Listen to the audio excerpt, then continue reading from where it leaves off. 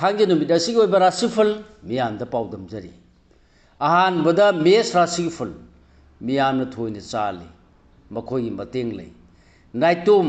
माइपुनना थौ पांगबदी को खर सागनी अमदी फिंगलगना कायनब नंब याय लेसा पाखंगी ओइना नुसीबना लुना खल्ली थौनी पोलम लई चिनी अंगांगबा वृष राशिफल लम खुदिंगदा कनाना सुलाक्चब ngamloi nasana nai chawkhatkani ngang sakpa haigani phare khanba thabakta thawna su phudok hoba yagani leisa pakhangi oina ningjaba thungani thawni polam lei higo mithuna sigi ful hakchang khingani thabak pangani maruk watloi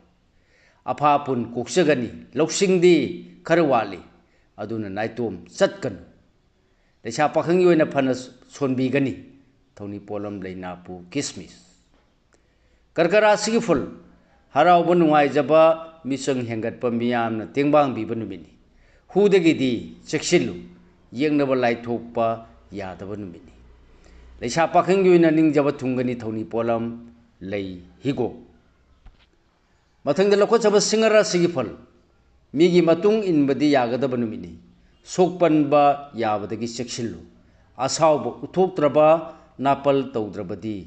मांगबा लेरोय लेसा पाखंगी ओइना मतम हवन खो थौनी pollen लई चिनी अंगांगबा कन्या राशि की फल निंगबदुमक पांगबना कानजगनी लाइबक खरदी Phagni अहकपवा ngangbadi lugani apapungi thabakta khusel asaw phathau leisa pakhangi oina yaka yengba phagani thongni polam lei higo tulara sigi fal mahu chawbaga onsinnadrabadi maithiba leiroidaba numini yenabada ngambinaba leiroi misang watloi ningbadumak pangba ngamjagani leisa pakhangi oina laibak phari thongni polam lei higo वृश्चिक राशि की फल मसंग नाइब थबक पांगबा ngamjagani नाइतोम वरबसु Aruba वा तुथोकप Cairo इरांग पुरबदी Meiyang मरी फरोय थाजौ